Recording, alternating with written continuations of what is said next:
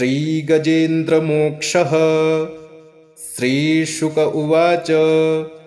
एवं व्यवसितो बुद्ध्या समाधाय मनोहृदि जजाप परमं जाप्यं प्राग्जन्मन्यनुशिक्षितम्।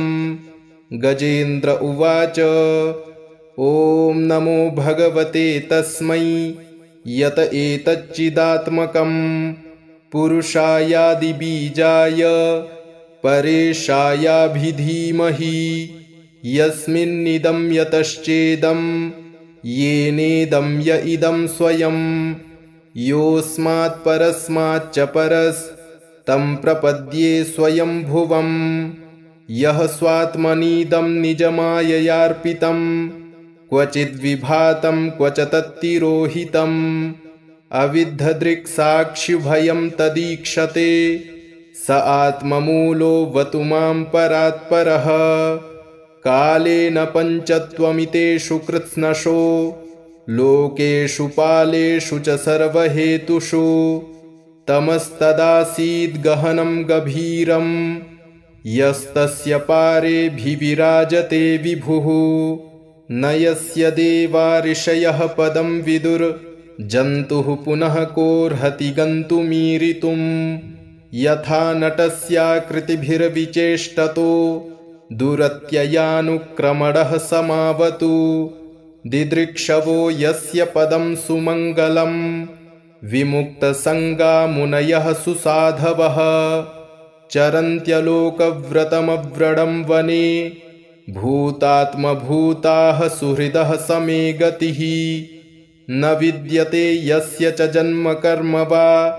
न नामरूपे गुणदोष एव वा तथापि लोकाप्ययसम्भवाय यः स्वमायया तान्यनुकालमृच्छति तस्मै नमः परेशाय ब्रह्मणेऽनन्तशक्तये अरूपायोरुरूपाय नम आश्चर्यकर्मणे नम आत्मप्रदीपाय साक्षिणे परमात्मने नमो गिरां विदूराय मनसश्चेतसामपि सत्त्वेन प्रतिलभ्याय नैष्कर्म्येण विपश्चिता नमः कैवल्यनाथाय निर्वाणसुखसंविदे नमः शान्ताय घोराय मूढाय गुणधर्मिणे निर्विशेषाय साम्याय नमो ज्ञानघनाय च क्षेत्रज्ञाय नमस्तुभ्यं सर्वाध्यक्षाय साक्षिणे पुरुषायात्ममूलाय मूलप्रकृतये नमः सर्वेन्द्रियगुणद्रष्ट्रे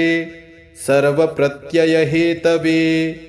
असताच्छाय योक्ताय सदाभासाय ते नमः नमो नमस्तेऽखिलकारणाय निष्कारणायाद्भुतकारणाय सर्वागमाम्नाय महार्णवाय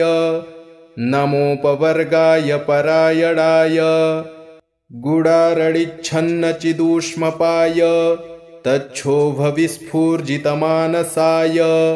नैष्कर्म्यभावेन विवर्जितागम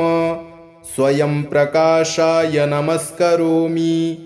मादृक्प्रपन्नपशुपाशविमोक्षणाय मुक्ताय भूरिकरुणाय नमोलयाय स्वांशेन सर्वतनुभृन्मनसि प्रतीत प्रत्यग्दृशे भगवते बृहते नमस्ते आत्मात्मजाप्तगृहवित्तजनेषु सक्तैर्दुष्प्रापणाय गुणसङ्गविवर्जिताय मुक्तात्मभिः स्वहृदये परिभाविताय ज्ञानात्मने भगवते नम ईश्वराय यं धर्मकामार्थविमुक्तिकामा भजन्त इष्टां गतिमाप्नुवन्ति किं त्वाशिशोरात्यपि देहमव्ययं करोतु मेदभ्रदयो विमोक्षणम् एकान्तिनो यस्य न कञ्चनार्थं वाञ्छन्ति ये वै भगवत्प्रपन्नाः अत्यद्भुतं तच्चरितं सुमङ्गलं गायन्त आनन्दसमुद्रमग्नाः तमक्षरं ब्रह्म परं परेशमव्यक्तमाध्यात्मिकयोगगम्यम् अतीन्द्रियं सूक्ष्ममिवातिदूरमनन्तमाद्यं परिपूर्णमीडे यस्य ब्रह्मादयो देवा वेदालोकाश्चराचराः नामरूपविभेदेन फल्गव्याचकलया कृताः यथार्चिषोऽग्नेः सवितुर्गभस्तयो निर्यान्ति संयान्तसकृत्स्वरोचिषः तथा यतोऽयं गुडसम्प्रवाहो बुद्धिर्मनः खानि शरीरसर्गाः स वै न देवासुरमर्त्यतिर्यं न स्त्री न षण्ढो न पुमान्न जन्तुः नायं गुडः कर्म न सन्न चासन् निषेधशेषो जयतादशेषः जिजीविषे नाहमिहामुयाकी मन्तर्बहिश्चावृतये भयोन्या इच्छामि कालेन न यस्य विप्लवस्तस्यात्मलोकावरणस्य मोक्षम् सोऽहं विश्वसृजं विश्वं विश्ववेदसं